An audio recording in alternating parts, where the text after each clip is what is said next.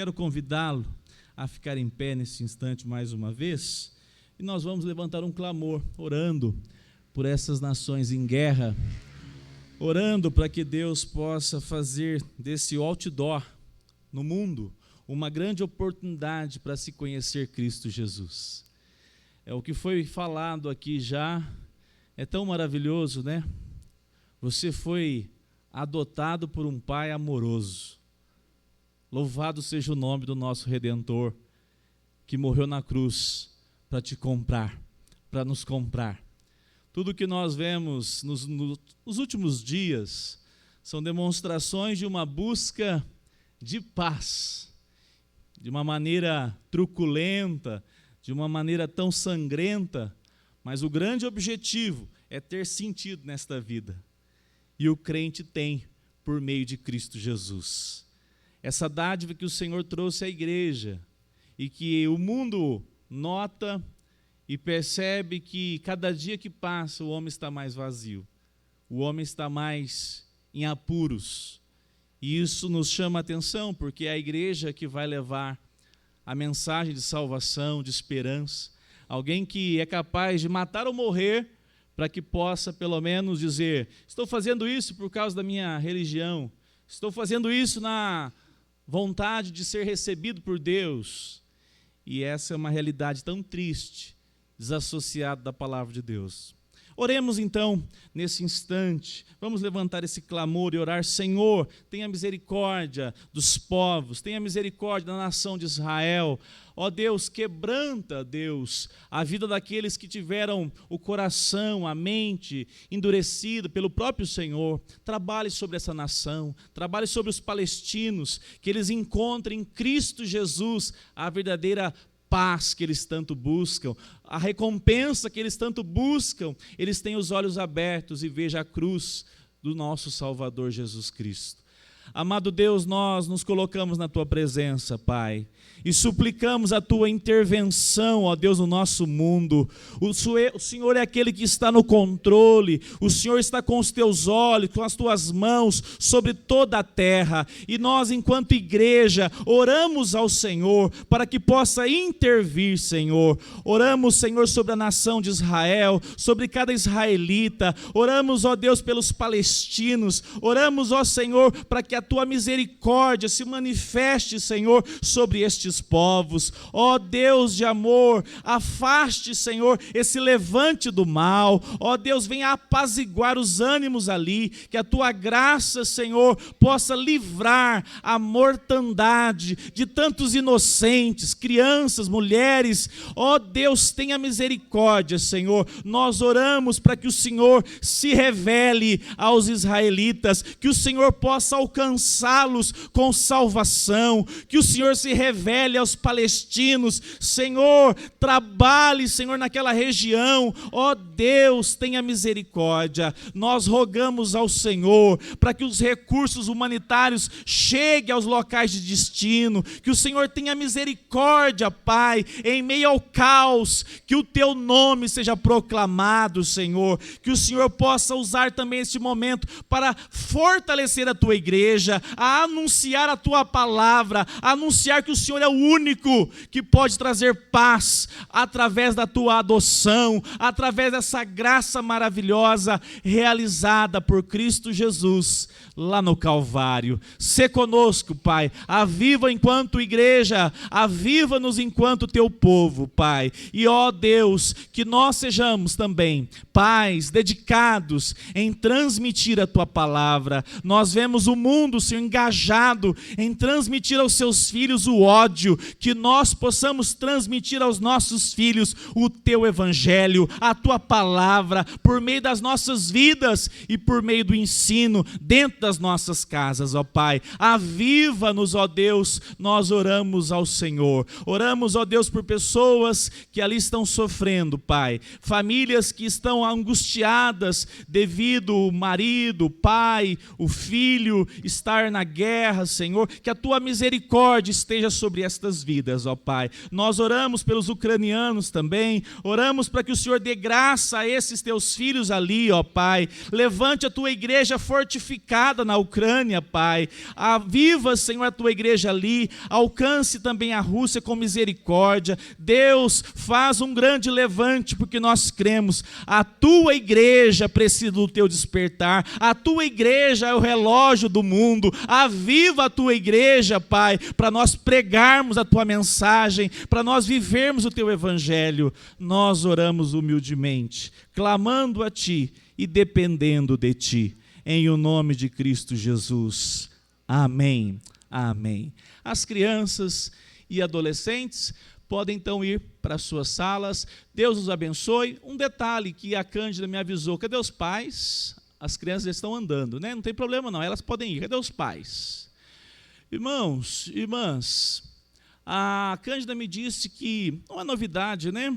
Mas aumenta o número de crianças sem Bíblias na escola bíblica. Os pais compram uma Bíblia, não deixa eles sem. Se você não tiver, a gente doa aquelas nossas que a gente até por sinal está em falta, mas vai chegar logo, logo. Não deixa o seu menino vir para a escola dominical sem uma Bíblia impressa. Ele já vai ter a juventude toda para ter celular e a Bíblia. Então agora que ele possa trazer uma Bíblia nas mãos para estudar a palavra de Deus, tá bom? Se esforcem nisso, lembrem-se disso. Pedido das professoras que estão acompanhando as crianças lá em sala, tá bom? Amados irmãos, nós vamos continuar o nosso estudo da palavra de Deus. Apocalipse, capítulo 6.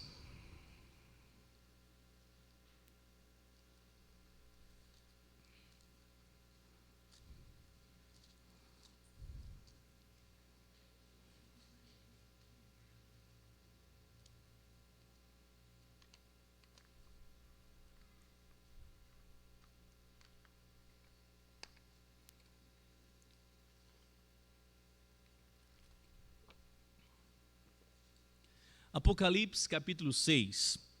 Nós lemos e estudamos o primeiro selo, o segundo, o terceiro, e nós ficamos aqui no final do quarto, quinto selo e sexto selo.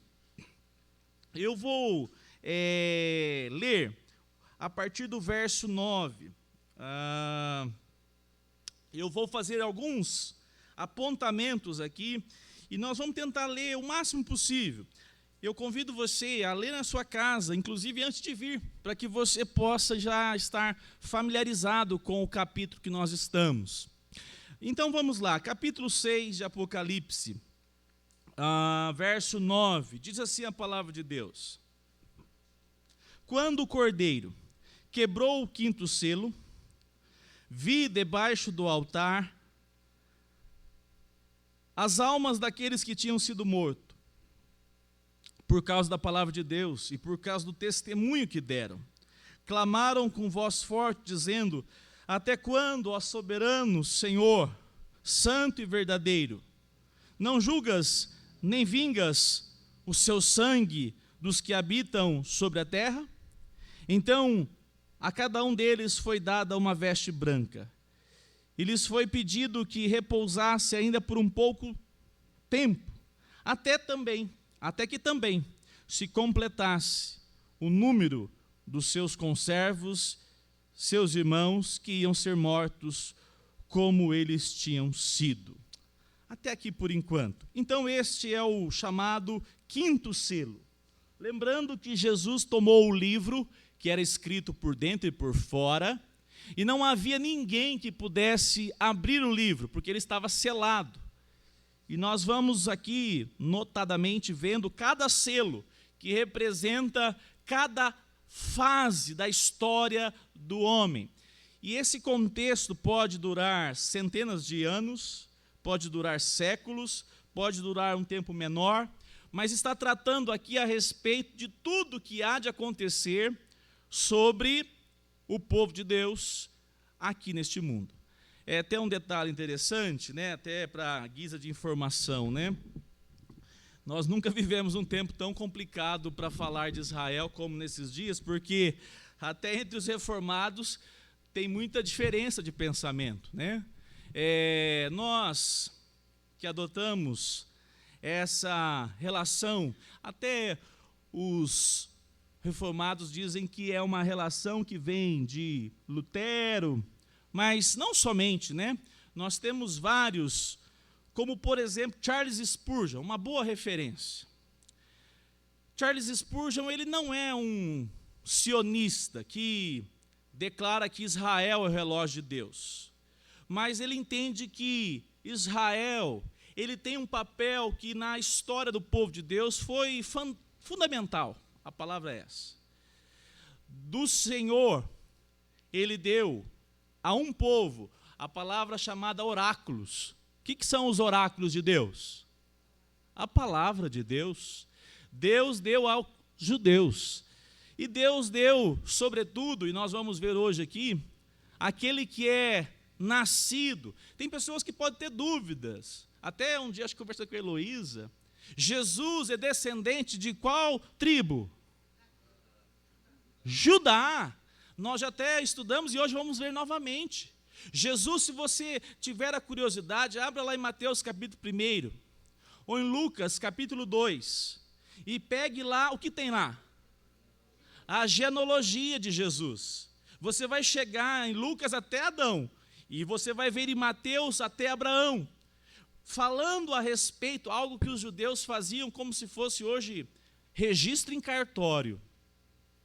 Eles valorizavam muito a descendência, para provar que o nosso Redentor, ele foi um judeu, nascido de judeu. E é interessante pensarmos justamente porque nós cremos. E eu até posso dizer que encontro alguns detalhes, como por exemplo, o tão discutido nesse momento, capítulo 11 de Romanos. Quem já leu o livro de Romanos, o capítulo 11? Aumenta um pouquinho, que está baixo aqui, parece que está sem propagação, Cade.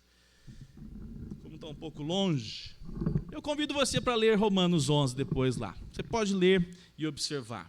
Alguns vão dizer que esse véu que foi encoberto aos israelitas, e lá diz para que chegasse a plenitude dos gentios. Muito bem. Então, ou seja, uns vão defender que esse tempo já aconteceu e que os hebreus, israelitas, os judeus, são aqueles como Paulo, são como Pedro, Tiago, são como Estevão, são como... Fala outro judeu da época de Jesus que se converte. O Nicodemos, né? Não é Augusto, não, esse é bem crente, né? O Nicodemos lá do tempo de Jesus, que no final, né, ele deu um testemunho que era de fato discípulo de Cristo, ainda que distante. Todos esses são judeus que foram alcançados pelo Evangelho. E eles vão defender, aí já há essa relação dos judeus no povo de Deus. E há um outro grupo que acredita que depois de toda a plenitude dos gentios, o que é plenitude? Completo. O tempo dos gentios, o número exato, nós vamos ver aqui hoje, tem um número exato, hein? Deus tem um número exato dos que são herdeiros da glória. Ele tem um número exato. Eles serão alcançados e aí sim o Senhor abrirá o entendimento desse contexto onde Israel ainda está, os judeus que ali estiverem. Eles são um grupo menor que pensa assim. Eu, francamente, depois que eu vejo o Hernandes e o Augusto pensarem diferentes, fica difícil, né? Fica difícil. O que eu creio? Eu creio que Israel há, sim, sobre essa nação, algo histórico que Deus fez, um povo que nós devemos olhar com muito carinho. Posso até dizer o irmão mais velho, que depois que Cristo alcançou tantos, não nação toda, mas muitos, nós podemos falar que Deus fez daquela nação um povo escolhido, e nós vamos estudar, inclusive hoje à noite, não porque são descendentes de Abraão, sanguíneo, mas porque Deus chamou um Israel espiritual, E no meio da nação de Israel havia um Israel espiritual, e que depois, através da igreja, se estende, agora como igreja, mas não porque não, o Israel de Deus verdadeiro. Fecha parênteses. Quem não entendeu nada, ou, como diz, você não sabe nem do que se trata o que eu estou falando, pode dizer misericórdia. Vocês são tudo tímidos. Mas só que eu te falar uma coisa, não vou explicar mais nada, Rogério. Vai estudar, vá pesquisar, vai procurar aprofundar na palavra de Deus, o quanto que é desafiador estudar a palavra de Deus. Chegamos num ponto, há muitos anos não havia isso, uma discussão onde há textos difíceis para nós deixarmos de maneira categórica, que é isso e pronto. Até entre os reformados há essa dificuldade, justamente porque eu sempre entendi que Israel, apesar de tudo, nós sabemos que o Israel, aqueles que creem em Jesus, mas a nação, o povo, Deus usou eles de misericórdia, trouxe a nós a sua palavra, então nós devemos olhar pelo menos com intercessão sobre Israel. Esse é o ponto que eu me posiciono, né? Quem chamou, irmão Luiz?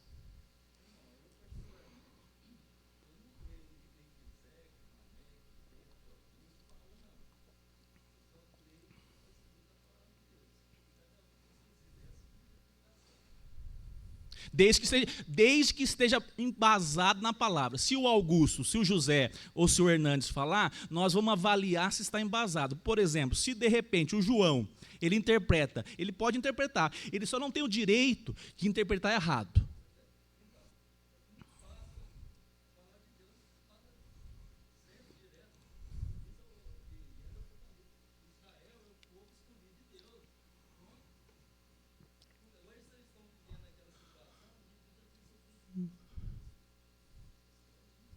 Sim, sim.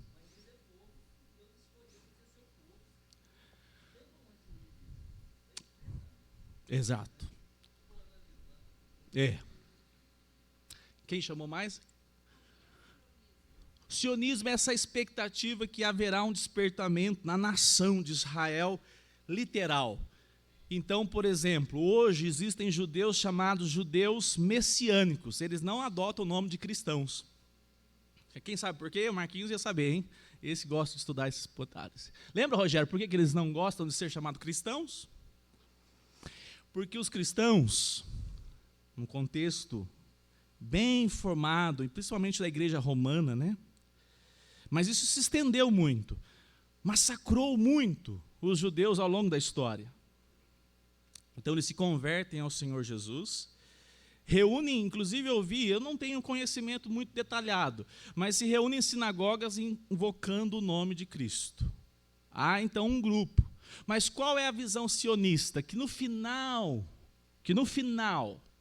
nesse despertamento que Deus vai trazer lá no final, haverá um grupo em Israel que o Senhor trará um avivamento.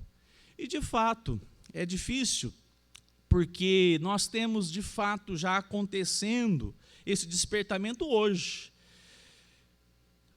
E aí, fecha parênteses, vamos voltar para o nosso texto. Está vendo como tem muita coisa para estudar, né, Eliana? Não é verdade? O quanto é profunda a palavra de Deus, nós podemos buscar conhecer a palavra e aprofundar em conhecer a palavra por meio do estudo, por meio da alegria de ouvir do Evangelho. Sempre façam uso da palavra de Deus como guia, e homens que possam ser direcionados por Deus. E você faz igual quem que é o grupo de pessoas que avaliava o que era ensinado? Vocês conhecem eles? É os chamados bereanos, da cidade, da região de Bereia. Avalia, e você fala, oh, interessante isso. Opa, isso aqui, ó, né? É assim que a gente faz. Então, voltando para o nosso texto. Capítulo 6 de Apocalipse. Nós temos aqui o 5º selo. E diz assim, o cordeiro quebrou o 5º selo e vi debaixo do altar. Lembrando que aqui João está vendo uma visão. Ele não está vendo literalmente um fato que você vai dizer, então os crentes estão debaixo de um altar lá no céu. Não, é uma visão. Ele está trazendo exemplos de coisas que eles conheciam muito, para exemplificar o que ele viu. Então, são visões. E o texto diz que ele vê um altar e as almas daqueles que tinham sido mortos por causa da palavra de Deus.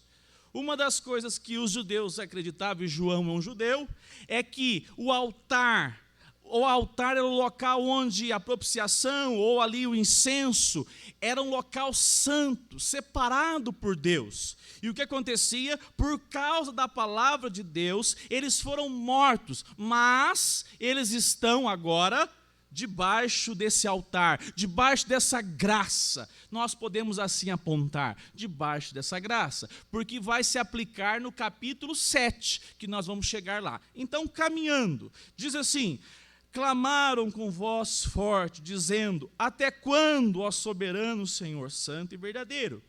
E o que eles vão vingar aqui? Ou eles vão fazer assim: opa, nós estamos aqui com raiva, porque nós morremos, nós perdemos a vida. É assim que vocês viram no texto? Eles estão preocupados com qual nome? Diz o texto, versículo 10: clamaram com voz forte, dizendo: até quando, ó soberano Senhor santo e verdadeiro, não julgas nem vingas o nosso sangue dos que habitam sobre a terra? Olha só, e aí o texto vai dizer: em cada um deles foi dada uma veste branca, e lhe foi pedido que repousasse ainda por um pouco de tempo. Olha só que interessante, eles vão fazer uma vindicação daquilo que aconteceu sobre eles, mas sobretudo porque eles defenderam a palavra do Senhor. Eles não estão lá dizendo assim: olha, eu estava vivendo a minha vida, eu estava vivendo com os meus interesses e fui morto. Não, eu fui morto, nós fomos mortos por causa do teu nome, por causa da tua palavra. Olha que interessante, no verso 11 então, diz o texto: em cada um deles foi dada uma veste branca. O que significa a veste branca? Limpa, santidade, pureza. O que mais? Um povo que agora foi totalmente considerado justo diante de Deus. Justo. E olha que interessante, o verso diz que repousam por um pouco de tempo. Repousa por um pouco de tempo. Qual a sua versão? O que diz aí no verso 11? Deixa eu ouvir. Tem versões diferentes que diz outra palavra ao invés de repousar? Descansassem. Quem mais? Tem alguma outra versão? Observem que o Senhor diz a eles: então a cada um deles foi dada uma veste branca e lhes foi pedido que repousasse ainda por um pouco de tempo, até que também se completasse o número dos seus conservos, seus irmãos, que iam ser mortos como eles tinham sido. O que nos chama a atenção nesse aspecto do quinto selo é que há aqui o martírio. Esse é um aspecto importante. O martírio é para todo mundo? Não. O martírio nós podemos até chamar de um dom. Deus dá o dom do martírio. E essa característica é importantíssima para nós observarmos que, nesse momento aqui, o reino do Senhor Jesus está sendo estabelecido. João tem uma visão e diz: eu vi que eles aguardam até completar o número dos seus conservos, que iam ser mortos como eles tinham sido. Nesse ponto aqui, os estudiosos vão dizer que, de fato, o martírio aqui é a marca maior desse momento. Nós vamos ver lá no capítulo 7, que o número daqueles que vão estar na presença do Senhor tem que ser completo, porque senão não chegará o dia do Senhor. Tem que estar completo, porque senão não chegará o grande dia. Mas aqui nós então vemos essa relação do Senhor. Interessante, né? Acontece martírio ainda hoje, Sueli? Qual é o nome desse povo? Igreja Qual que é o nome deles? Igreja Presbiteriana? Não sei, pode ser. Assembleia de Deus? Não sei, pode ser. Assembleia da... Fala um país aí fechado. China. Pronto, vamos falar da China que é mais fácil. Qual é o nome da igreja lá? Não importa a placa. O que importa é que eles amam o Senhor Jesus e muitos hoje pagam com a vida. Pagam com a vida.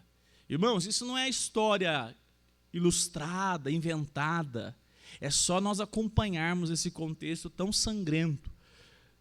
Tão sangrento.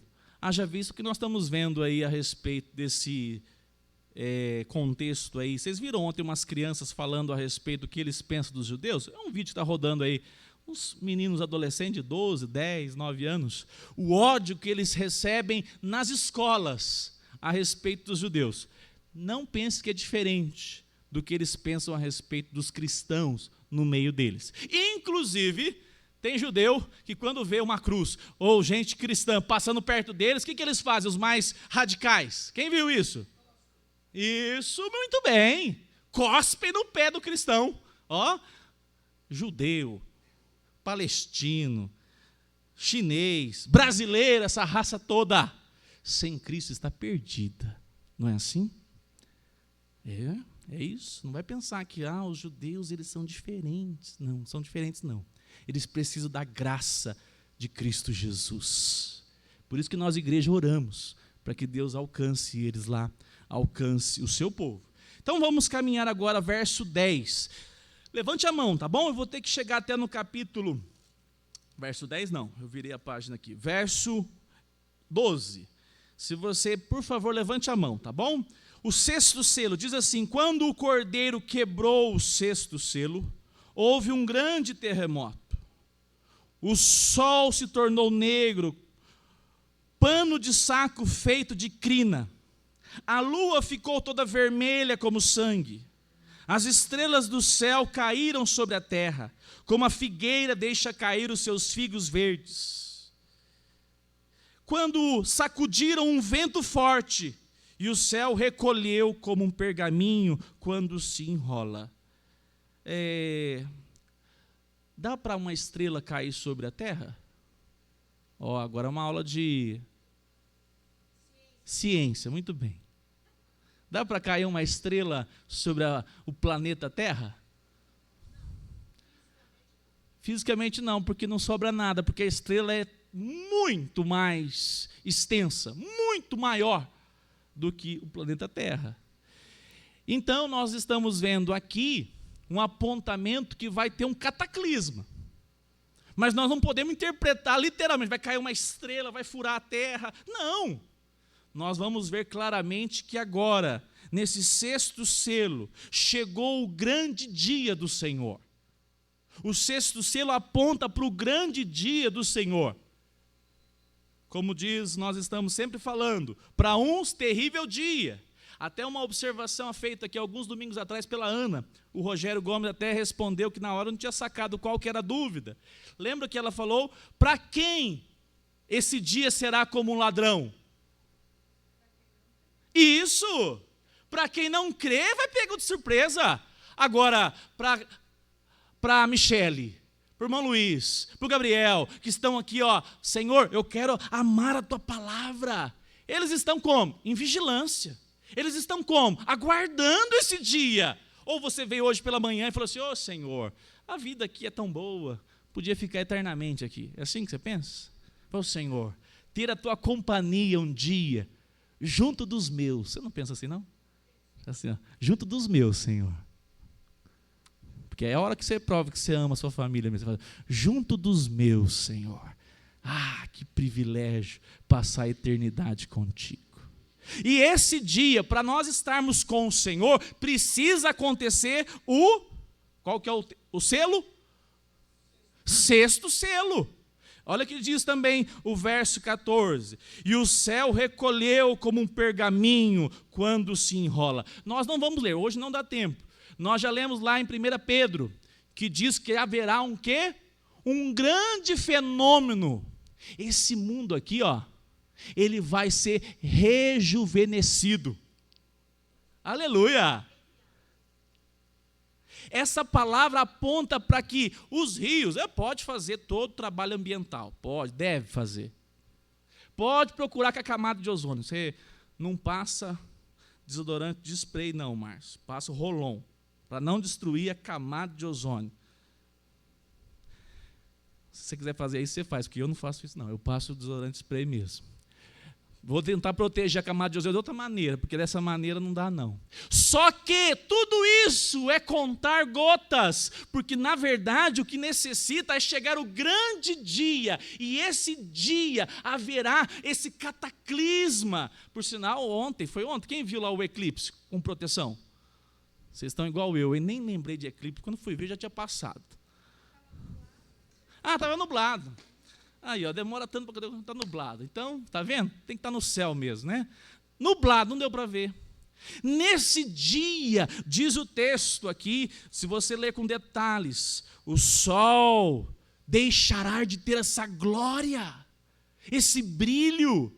E o que aponta, então?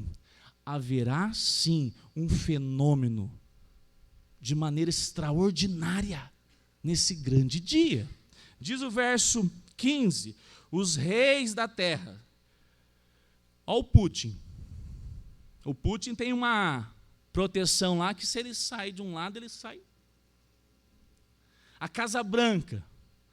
Se ele entrar num buraco lá, gente, um túnel lá, você não acha ele nunca mais. Está protegido. Olha o que diz o texto. Os reis da terra, os grandes, os comandantes, os ricos. Opa! Como é que chama aquele que faz turismo para a Lua? Para a Lua não, para Marte, para o espaço. Elon Musk.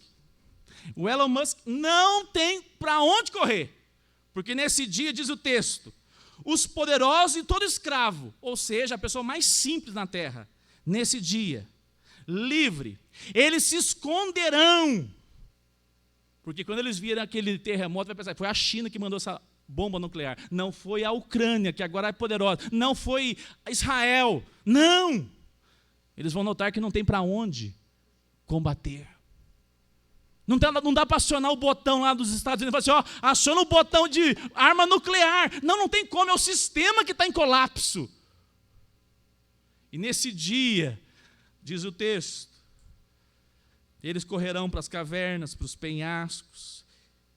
E disseram esse grupo, aos montes, aos rochedos. Vamos ler o 15? Caiam sobre nós da face daquele que está. Aqui é fácil, eu ouvi uma expressão muito interessante. Aqui é fácil. O Elon Musk, apesar que ele pode ser uma pessoa boa, né? Estou dando um exemplo, porque ele é muito rico. Mas aqui é fácil. Aqui no Brasil, vamos falar do Brasil, né? O Brasil, o Senhor tem misericórdia. Um criminoso é preso, é traficante, ou então é governador de estado. Também acontece isso, né? Uma semelhança muito próxima. Aí ele está na cadeia, lá no Bangu. Não começa a falar nome, não, senão daqui a pouco vai achar quem é. E ele fala assim, não, estou tranquilo. Mas você está preso, estou tranquilo. Está sorridente. Tem Wi-Fi. Tem comida especial. E ele fala, estou tranquilo. E ninguém entende por quê. Mas quando ele chega no tribunal, há um juiz, e ele diz, eu estou tranquilo. Aí a pessoa mais confidente, ele conta, eu estou tranquilo, porque eu conheço o juiz. E quando ele chega diante do tribunal, quando ele olha, para sua surpresa, não é o juiz que ele tanto conhecia. E ele começa a tremer e pensar, esse juiz tem fama de ser enérgico, esse juiz tem fama de ser correto, esse juiz tem fama de não receber propina, eu estou condenado. É o que acontecerá nesse dia. Desejo da montanha, me esconder, porque não tem como, o meu dinheiro não vai comprar escape, a minha condição financeira não vai subornar ninguém, porque nesse dia o reto juiz se revelará a todos sobre esta terra. Você não fica esperançoso, não? Um crente cheio de confiança na palavra diz, aleluia, amém. Porque eu não sei de você, mas quando eu vejo o Sérgio até mudei o nome do homem, Cabral, passeando hoje, eu fico pensando, meu Deus, que país injusto é esse? Essa relação onde os corruptos estão sempre se esbaldando. Não é tão frustrante? Ou aquele que provoca o mal e diz no juiz, não fiz nada. E por causa de um bom advogado, né, aqui existe muito, né, não é só aqui, não, no mundo inteiro. Sai livre. Nesse dia não terá como esconder. Nesse dia não haverá escape. E diz o texto, porque chegou o grande dia de quê? Vamos lá juntos, o 17? Porque chegou o grande dia da ira deles. Quem poderá subsistir? Observe que o texto diz, versículo 16 ainda, quem está sentado no trono? O Cordeiro. Cordeiro tem ira? Tem! Quem pensou que esse cordeiro seria toda a vida um cordeirinho, agora vai se enganar. Esse cordeiro está irado. Olha que bênção. Isso serve para você, irmão. De vez em quando você não quer... Cadê o Machado? O Machado é o primeiro aqui. O pecador mais confesso que eu conheço. Vocês oram por ele, viu? Porque ele peca e já conta. Pastor, ora por mim, que eu tive vontade de agarrar ele. Eu falei, senhor, irmão, se fosse só você, não dava um jeito. Tem uns que sofrem mais. Caíra, né? Não, descansa o seu coração e diga, Senhor, eu sou crente, e por causa da minha ira, eu entrego a minha ira aos teus pés, porque o Senhor é aquele que tem a ira santa, e não tratará pessoas culpadas como inocentes. Louvado seja Deus. Aqui você erra. Aqui você acha que o Bolsonaro que é o santo, é o Lula que é o santo. Você erra. O Senhor, o Cordeiro que tem ira, não erra. Aleluia. Louvado seja Deus. Olha o texto aqui, ó. Deposita a ira diante do Senhor. Deposita a injustiça. Quanta injustiça nós vemos. Deposita a injustiça aos pés do Cordeiro e fala, Senhor, aviva a minha fé, porque esse dia chegará. Os bebês lá mortos não ficará impune. O máximo que o homem pode fazer é ir lá e fazer igual, não é assim? O máximo. O Senhor não. O Senhor trará grande pavor. Grande pavor. Vamos caminhar? Verso 1 do capítulo 7. Aqui é interessante, porque os selos estão vindo. Quando chega no sexto, não pula para o sétimo. O sétimo selo está no capítulo 8. E nós temos aqui como se fosse uma relação onde Deus mostra, nós estávamos falando como que os descrentes, os ímpios, estarão no grande dia. E agora, João tem uma visão de como está a igreja do Senhor. E aí nós vamos ver o verso 1. Depois disso, vi 4 anjos em pé nos 4 cantos da terra. Quem vai matar esse enigma aí? 4 cantos representa o quê? Geograficamente. Muito bem, Eliana. Vamos lá? Lembra dos pontos cardeais? Leste, oeste, norte e sul. Pelo menos no nosso contexto humano, a gente só conhece esses lados, viu? Não tem outro. Os 4 cantos representam de todos os lados do mundo, obedecendo essa categoria geográfica. E diz o texto, que nesse momento, esses anjos, eles estão ali, diz o texto, 4 anjos, nos 4 cantos da terra, segurando o quê? 4 ventos da terra, para que nenhum vento soprasse sobre a terra. Então imagina a cena. O ponto importante para nós: há então uma ordem para que cada anjo desse segurasse esse vento e não viesse sobre a terra. E vai dizer agora o verso 2, diz assim: vi outro anjo. Perdão, no final do verso 1 ainda diz assim: nem sobre o mar, nem sobre a árvore, lá atrás eu perdi, né? Sobre a terra, nem sobre o mar, e nem sobre árvore alguma. Olha só os elementos aqui, ó. Terra, o mar, que é esse planeta azul, né? Ou verde, né? Qual que é o novo cor do mar? E nem nada que é vegetal, árvore, toda a plantação, tudo envolvendo o quê? A ordem do Senhor. Barre o vento por enquanto. Segure esse vento. Para quê? Verso 2. Vi outro anjo que subia do nascente do sol, tendo o selo do Deus vivo. Ele gritou com voz bem forte aos 4 anjos, aqueles que tinham recebido poder para causar dano à terra e ao mar. Ó, eles foram designados para promover o quê? Dano. Vai ferir.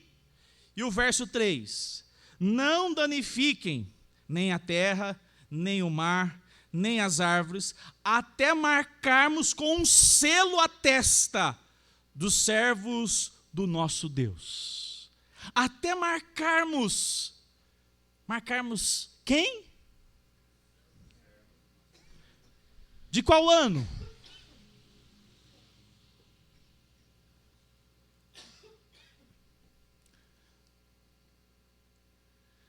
Quando que a igreja do Senhor, quando que o Israel de Deus começou? Amém, exatamente. A gente quer definir data, né? Foi ali em Abraão, não foi em Noé, não foi em Abel, antes da fundação do mundo, porque o Senhor já sabe o número que Ele mesmo possui aqueles que são eleitos dEle. E diz o texto: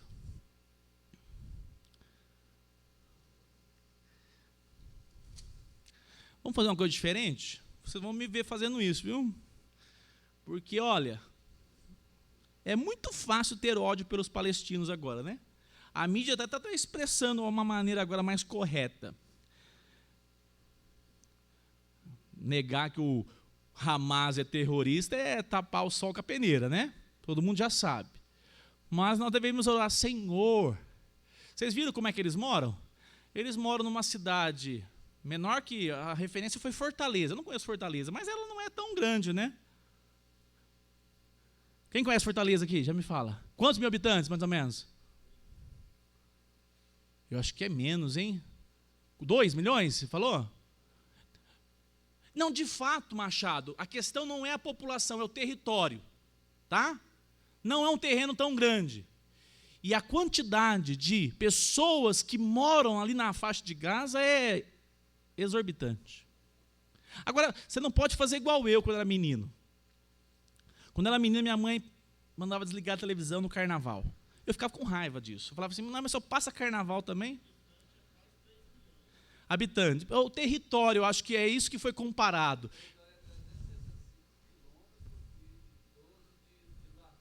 Aí, ó. Então, essa relação aponta que há uma superpopulação naquele contexto.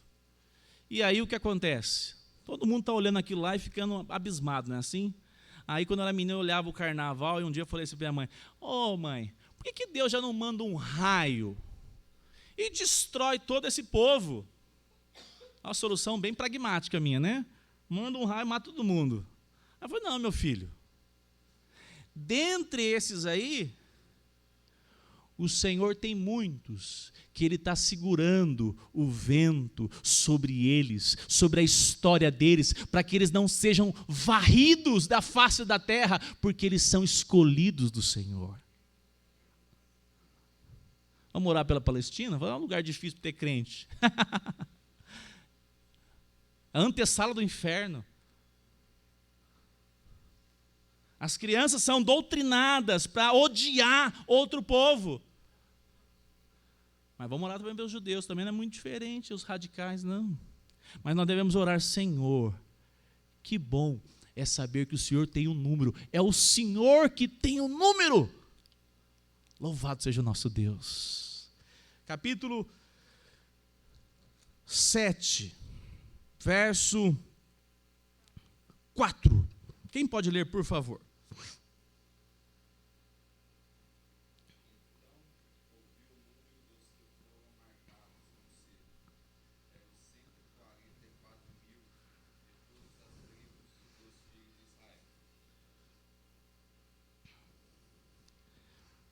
Quem já ouviu falar dos 144 mil?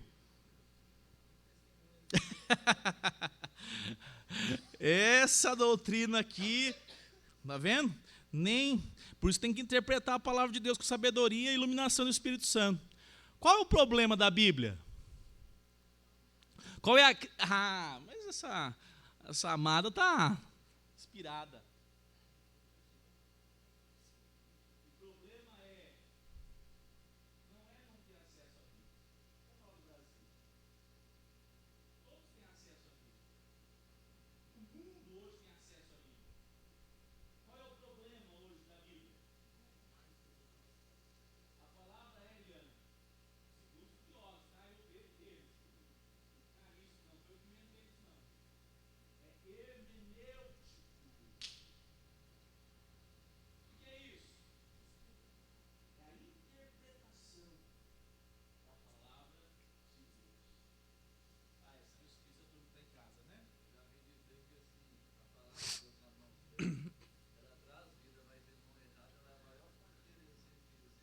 Perfeito. A Bíblia é a mãe das heresias.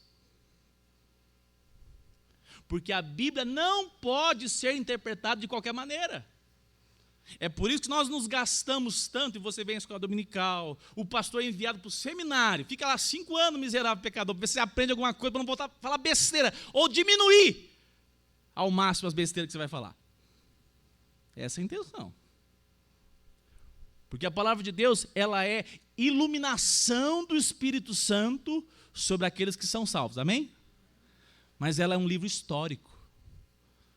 Ela tem um contexto histórico, ela tem uma aplicação histórica. Volta aqui, Colossenses. Ela tem uma aplicação de cada momento da história e de acordo com cada fase, o autor escreveu para um povo, um momento. E no caso aqui de Apocalipse, então, desde o início nós estamos falando sobre a simbologia. Como nós vamos interpretar os 144 mil como literais? Nós vamos entrar no mérito, mas se fosse assim, de fato, a explicação daqueles que são o TJ é que os 144 já estão completos e que só falta agora habitar novos céus não, né? Nova terra, né? Porque lá já está completo, certo? É isso que eles falam, isso está errado. A palavra de Deus apresenta que os 144 mil é um número simbólico. Os estudiosos vão dizer, inclusive, William Hendricks vai dizer, qual que é a explicação dos 24 anciãos? Lembra que nós falamos? Os anciãos, vou dar uma dica, hein? Os anciãos é a igreja, o povo de Deus, o Israel de Deus, completos de quais fases? Lembram? Muito bem. 12 patriarcas e 12 apóstolos. William Hendricks, teólogo estudioso excepcional, profundo, diz: a completude de todo o povo de Deus, do Antigo e do Novo Testamento. E ele vai explicar dizendo, a ideia de que esses 12 vezes 12 é quanto? 144 é a junção desse número. E que vai exponenciar esse 1000, a ideia de que 10 vezes 10 é a ideia de 1000, a proporção do completo. Eu vou resumir naquilo que na minha simplicidade eu entendi. É um número simbólico. Fala, Heloísa, por favor.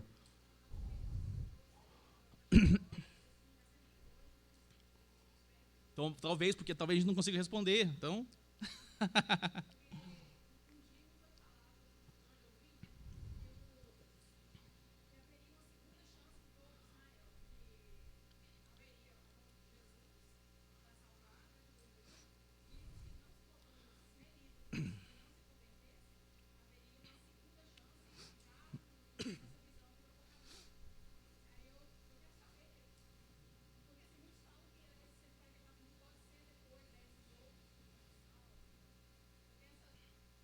Entendi.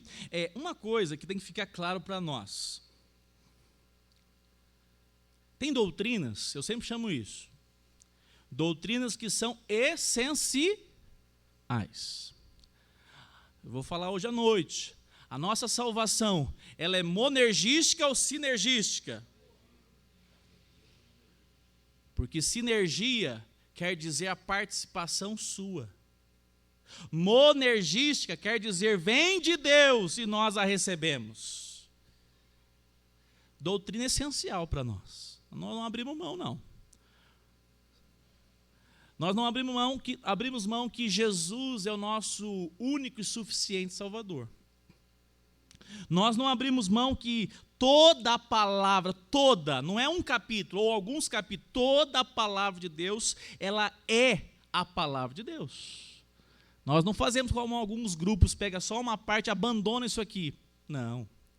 Mas então, Heloísa, para responder a sua pergunta com muita honestidade, é o seguinte, nós temos a nossa visão da interpretação desse contexto escatológico, dos últimos dias. E qual é a nossa visão? Visão amilenista que nós chamamos. A visão é que, de fato, o Senhor Jesus veio e Ele estabeleceu o seu reino e que a vinda do Senhor Jesus, ela vai acontecer quando Ele surgir entre as nuvens. Nós não sabemos quando, nós não sabemos qual hora, mas irá acontecer. Só que acontecerá uma única vez. Nós não somos dispensacionalistas. Quem já assistiu aquele filme Deixados para Trás? Vocês agora estão evitando, né? Bela bobagem. Porque é um tal de vem e volta, vai e volta. Não. A palavra de Deus nos apresenta que esse grande dia chegará de uma vez. Aí volta lá atrás a minha indagação no início aqui. Haverá um remanescente em Israel que o Senhor despertará, esse Israel, nação. A maioria dos pensadores calvinistas pensam que não, porque já aconteceu em Cristo Jesus. Pedro foi alcançado e creu, todos os que creram. Então, esse contexto dos 144 mil representa a totalidade daqueles que o Senhor elegeu antes da fundação do mundo até o grande dia. Se aquela pessoa, naquele dia, se rendeu ao Senhor Jesus, até a véspera, né? Até a véspera. Há tempo. Qual é o exemplo disso? O ladrão da cruz, exatamente. Mas nesse dia fechou. Nesse dia fechou a porta da graça. E quando a porta da graça fechar, não tem mais outra escapatória. A ideia que eu tinha quando era menino, mãe, vamos deixar um vídeo, meu pai é muito rebelde, você é um diácono bonzinho lá agora, amoroso, bíblico, de oração, meu pai era muito rebelde. Aí eu falava assim, mãe, vamos fazer um vídeo para o meu pai, vamos fazer uma gravação do evangelho, porque um dia o Senhor Jesus vai nos arrebatar, e a igreja vai ser arrebatada, eles vão olhar um para o outro e falar assim, só sumiu os crentes. Aí uns pica-fumo vai ficar, mas você não era crente, não. era, mas você sabe que eu achei que era e não sou? Agora eu vou ser. Essa ideia de uma segunda oportunidade, Heloísa, não é o que nós cremos, porque nós não temos base bíblica para isso. 1 Pedro ou 2 Pedro? Diz o apóstolo Pedro que nesse grande dia chegará e findará essa era. Tá?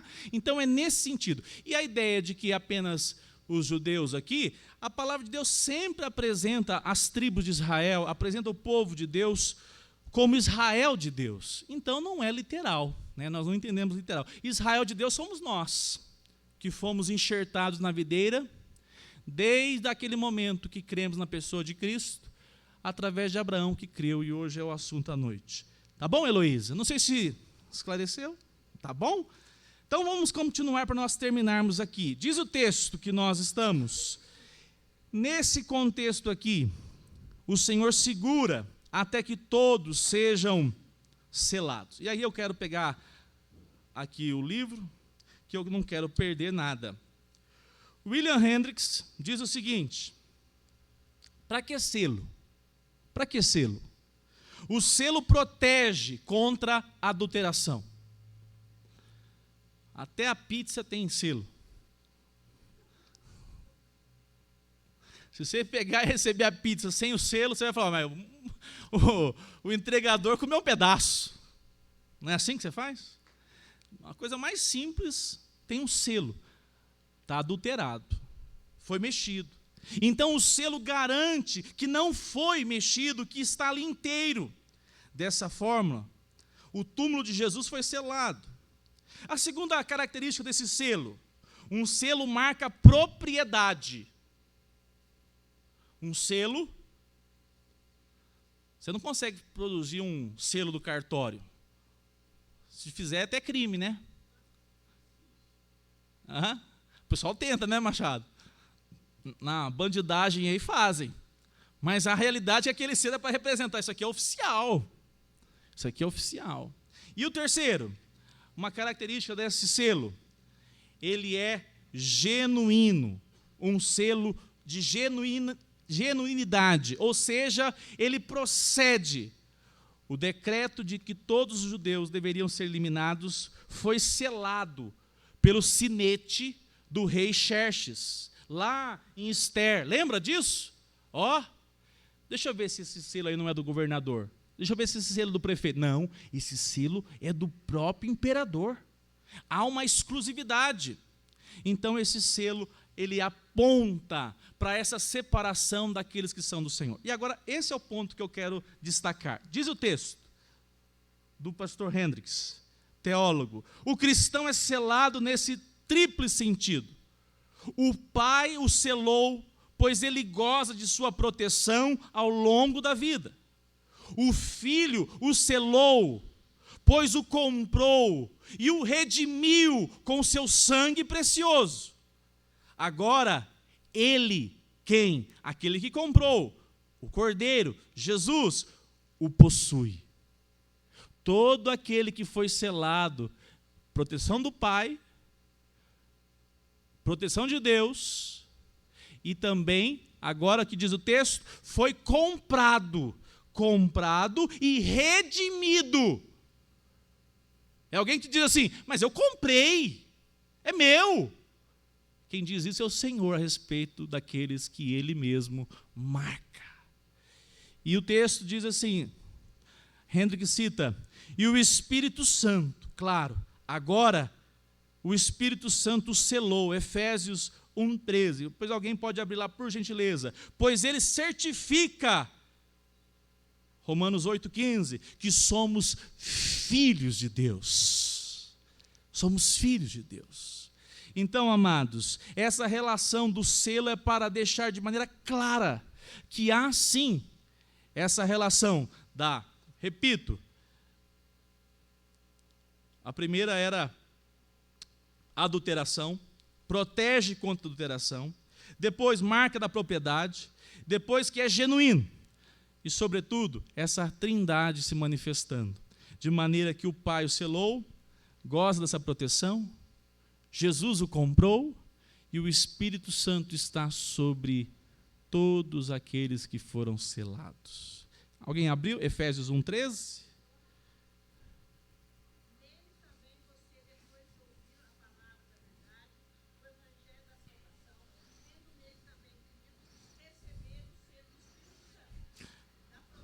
Aleluia. Então, a relação, tem até uma música que cantava assim, eu tenho a marca da promessa, né? Você não tem só a marca, você tem a própria promessa. O Espírito Santo é o selo, é a presença real. Jesus disse assim, eu vou para o Pai, mas vou enviar para vocês o Consolador. Então, para nós terminarmos aqui no capítulo 7, diz assim, eu não vou ler o versículo 5, só pergunto para vocês, como estão as tribos aí distribuídas? Qual é a primeira? Por quê? Porque é justamente a tribo de onde o Cordeiro surgiu. Está a tribo de Judá, é a primeira. Poderia começar com Rúben, poderia começar com outros. Uma pesquisa boa também, já que é a escola dominical. Qual tribo não está aqui? É uma boa, hein? Olha lá o estudioso lá. É uma curiosidade. Dan não está aqui. Lembra daquele momento que eu citei há poucos domingos atrás, que o rei Roboão falou assim, não vão em Israel, não. Eu vou levantar um altar aqui, ó. Quem tirou o povo do Egito foi esses aqui, ó. Prazer. Como é que é o nome do bicho? Bezerro.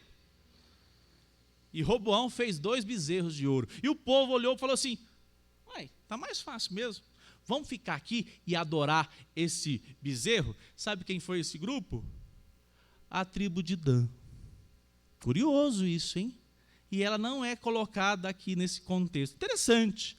Algumas coisas que são profundas, essa é a palavra, né? Mas não é citada a tribo de Dan aqui. Fala, irmão Luiz. 12 tribos, mas assim, entre aspas, porque nós temos o enxerto dos filhos de José, né? Então, mas não está. Então, mas não cita, por exemplo, aí depois, observa para nós termos aí. Os 12 aqui vai citar, por exemplo, os filhos de José, né? Os filhos de José nunca foram os filhos de Jacó, mas eles foram colocados. Lembra aquela passagem que tem ali? Onde, quem foi colocado o nome deles? Efraim e Manassés, exato. Caminhando para nós terminarmos no verso 9. Depois dessas coisas vi, e eis que grande multidão que ninguém podia contar, de todas as nações, tribos, povos e línguas, e em pé diante do trono e diante do Cordeiro, vestido de vestes brancas, com ramos de palmeira nas mãos, e clamavam com voz forte, dizendo, ao nosso Deus que está sentado no trono, e ao Cordeiro pertence a salvação. Lá em Jonas capítulo 2, verso 9, ó Jonas, hein? Declarou, ao Senhor pertence a salvação. A salvação não é porque você chegou, é porque Deus o alcançou. Verso 11, todos os anjos estavam em pé rodeando o trono. Aí todo mundo agora aqui, hein? Os anciãos e os 4 seres viventes, e diante do trono se prostraram sobre o seu rosto e adoraram a Deus, dizendo, amém, louvor, a glória, a sabedoria, as ações de graças, a honra, o poder e a força sejam ao nosso Deus para todos sempre, amém. Um dos anciãos tomou a palavra e me perguntou, quem são? E de onde vieram estes que estão vestidos de branco? Uma pergunta retórica, né? Ele já ia dar a resposta. Respondi, o Senhor sabe. Então ele me disse, estes são os que vêm da grande tribulação, que lavaram suas vestes e as alvejaram nos seus méritos próprios. Assim? Não, no sangue do Cordeiro. E aqui uma pausa. Está vendo, Heloísa? Como nós temos uma linha de pensamento? Porque aqui eu tenho que te dizer, para a maioria das igrejas aí fora, o Senhor vai voltar igual no filme, né? E a igreja não passa pela tribulação. Nós não entendemos assim. Primeiro que a tribulação já está acontecendo, já não está não? Ô Poliano, não é difícil ser professora, ser mãe, ser mulher no mundo desassociado da palavra de Deus? Não é um desafio, Jéssica, ser uma mulher de Deus no trabalho, no ambiente, com todas as coisas que a gente tem que ouvir? Já é um grande desafio. Mas afunilará ainda mais. E é isso que o texto está apontando. E essa relação da tribulação, meus irmãos, Deus que nos dê muita graça, que dias finais serão mais difíceis, viu? Haverá ainda, o quê? Na terra? Fé. Diminuirá o número. É quase assim, a porta, eu fico imaginando essa cena, a porta da graça está escancarada, igual a nossa ali, ó, escancarada. Cada ano que vai passando, presta atenção, igreja, cada ano que vai passando, vai ficando mais difícil. E há uma relação de resposta. Posso estar aumentando a heresia, mas eu vou dizer, vai diminuindo. Pastor, mas de repente, em 2030, vai ter um grande avivamento. Amém. Mas no todo, aponta que vai chegando um processo onde vai se tendo menos. Apertando, não tem como negar isso. A pandemia, irmãos. Só não fracassa porque é a mão de Deus que segurou, a mão direita, né, seu canhoto? Aqui, ó, a mão direita que segura. Porque se não fosse a mão direita do Senhor sustentando os seus escolhidos, nós naufragaríamos nesses tempos. E nem chegou ainda no Brasil a maior delas, né? Talvez. Sinais. Então, meus irmãos, o ponto está, essa relação, o Senhor diz, eles tiveram as suas vestes e alvejaram a sua roupa no sangue do Cordeiro. Você não chega no céu porque você teve obediência e creu. Você chega no céu porque você creu e depois obedeceu. Senão você tem uma doutrina meritória. Eu contribuí porque eu obedeci bastante. Não. Obedecer é uma alegria do salvo. Ele tem prazer em obedecer ao Senhor, porque ele foi lavado através da obra de Cristo Jesus. Então, o texto diz, por isso estão diante do trono de Deus. Quanto tempo que eles podem ficar diante do trono de Deus? Vamos pensar, porque a gente aqui tem uma mente muito limitada. Ô Sueli, tem coisa boa de fazer nessa terra? Tem, não tem? E passear lá para ver o filhão, né? Também é bom, né? Imagina uma coisa boa. Mas vamos falar a realidade?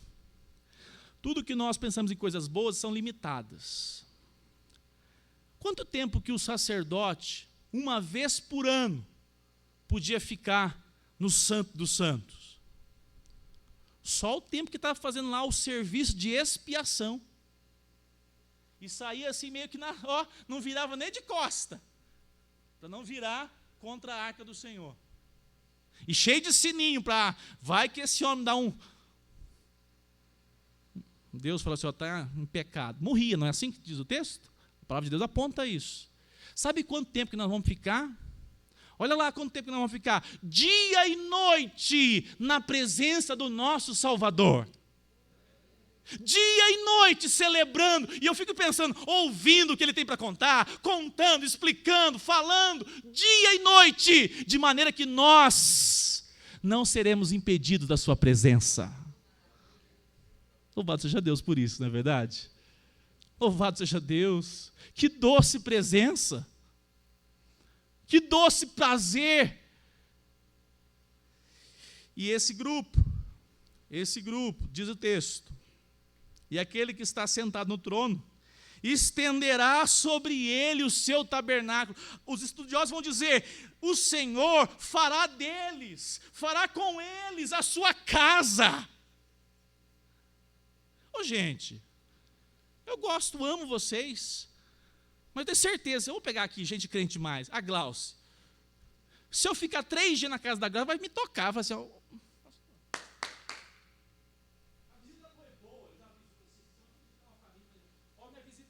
rápida, hein? Porque vai saber, às vezes está acostumado com o pastor que vai 3 horas lá, vai saber. Minha visita é rápida, objetiva. 3 dias na casa do Márcio e da Glaucia, eles vão falar assim, pastor pirou. Chama a Gisele lá. Não quer ir embora. Na casa da sua mãe, da dona Fátima Góes, da sua mãe, do seu pai. Foi muito tempo que já. Você já pensou que é ser aceito? De maneira que o Senhor vai estender a sua intimidade, o seu compartilhar, e você não será tratado de maneira, está sendo assim um pouco já chato. Você e eu, miseráveis pecadores nessa posição, louvado seja o nosso Cordeiro, que foi morto para nos salvar e para vivermos eternamente na sua presença. O Espírito Santo traga no seu coração aí desejo por isso, né? Expectativa por esse tempo. 16. Jamais terão fome. Aí, ó, além de tudo, é porque aqui é difícil, né, Marcos? O pastor vai 3 dias comendo aqui, jantando, almoçando, ó, haja comida. Ó, jamais terão fome. Não terão sede.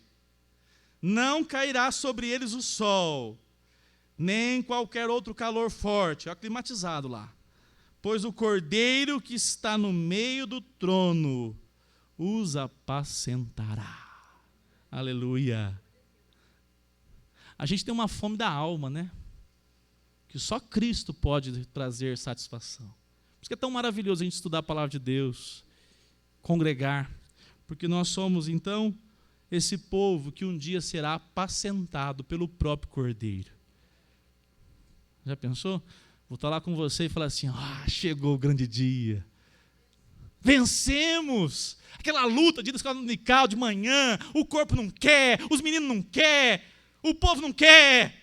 Nós chegamos para celebrarmos eternamente na presença daquele que vai nos apacentar.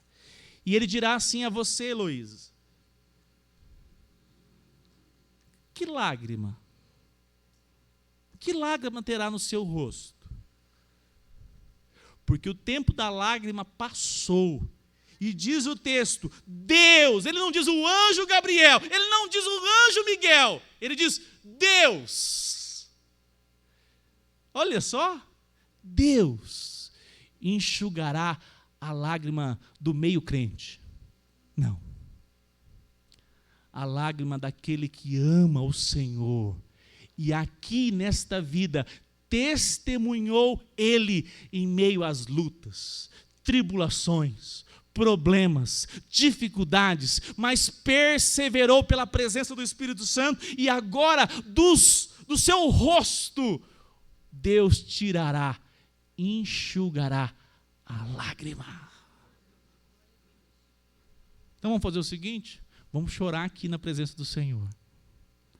Porque lá não terá mais lágrima. Lembrei. Quem está sabendo do pastor Ronaldo Lidório, missionário? Nós vamos orar por ele agora, antes da gente terminar. O pastor Ronaldo Lidório foi diagnosticado com um câncer. Qual que é o nome? É um linfoma. E ele estava já fazendo algum tempo tratamento e agora diagnosticou de fato.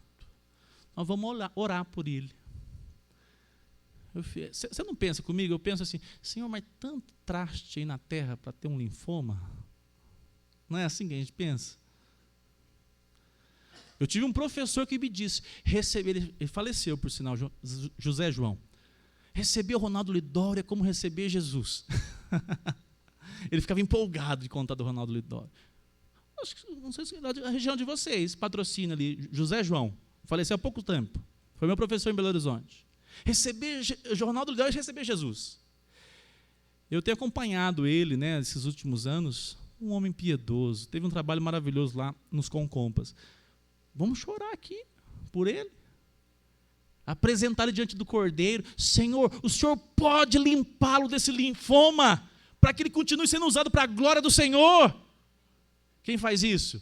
A igreja que chora aqui, intercede aqui, porque um dia nós estaremos com o Ronaldo Lidório, a sua família, a igreja, sem nenhuma lágrima.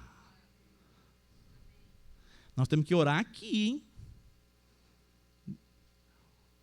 Tem pessoas que nós estamos vendo a tragédia acontecendo e nós não nos posicionamos em oração e lágrimas. Para nós encerrarmos, então, meus irmãos, e Deus lhes enxugará de todos os olhos toda a lágrima. Fique em pé, vamos orar para nós, então, encerrarmos essa manhã. Louvado seja Deus pela sua palavra. Louvado seja Deus, porque nós temos acesso a ela. Eu estava contando com meu pai essa semana, não sei de você, agora tem Instagram, né? Ó, vocês me adicionam lá, porque eu não vou atrás de ninguém, tá? Se vocês me acharem lá, vocês me adicionam, eu aceito na hora, tá? Porque eu não fico procurando, não. A igreja toda eu quero lá no meu Instagram. Aí alguém já fala, Deus, está doido? O pastor entra, como é que a Débora falou? Se o pastor começa a seguir no Instagram, já a coisa complica. Ah, miserável pecadora! É brincadeira dela, né? É uma bênção ter os irmãos e caminhar juntos na fé. Mas, estava falando com meu pai essa semana, que coisa bonita é a internet hoje, a rede social. Eu conto isso para a glória de Deus, mas o meu pai é um homem transformado hoje, deseja da palavra de Deus, fica ouvindo pregações. E eu estava falando para ele, ó pai, é o seguinte, se você gastar uns 7 segundos vendo uma pregação, a inteligência artificial vai enviar outra, porque ele vai entender que você está gostando daquele assunto, né? É? Aí, ó. Essa relação de ver algo e gastar tempo nisso. Faça isso com as suas redes sociais. Segue lá tudo que é pastor presbiteriano, reformado. Segue coisa boa para você nutrir o seu coração durante aquele intervalo que você tem lá para ouvir uma palavra boa.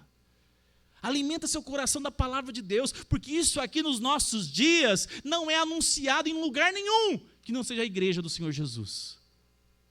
Se alimenta disso.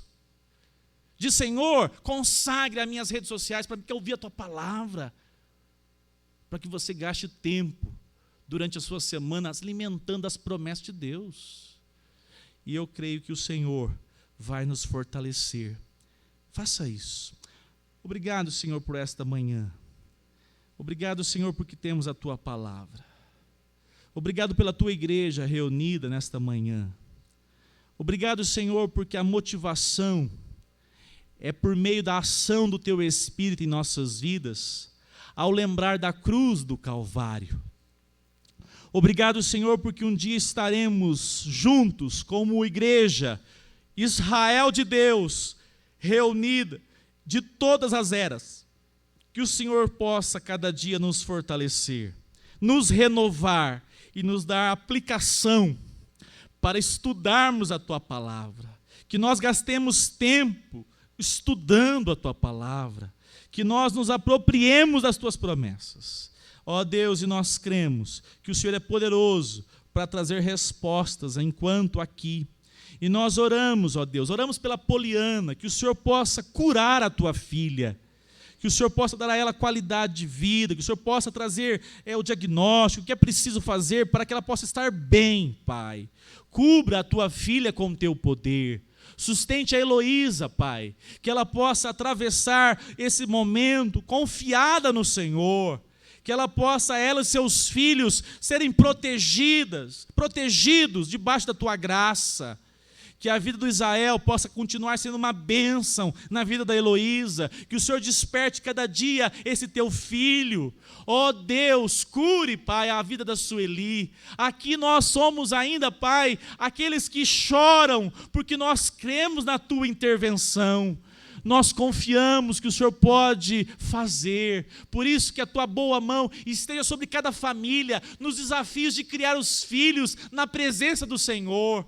fortaleça o casamento. Obrigado, Senhor, pela vida do Rogério, da Cristiane, por mais um ano de casal, como casados, Senhor. Que o Senhor cubra essa família com o teu poder. Ó Deus, nós oramos pela vida do Rodrigo, que completou mais um ano de vida. Que o Senhor sustente esse lar, fazendo dele sacerdote e um homem usado através do teu Espírito sobre a sua família, Pai. Ó Deus, visite a tua igreja, aviva-nos, ó Senhor, para que nós possamos compartilhar dessa alegria que temos na tua pessoa.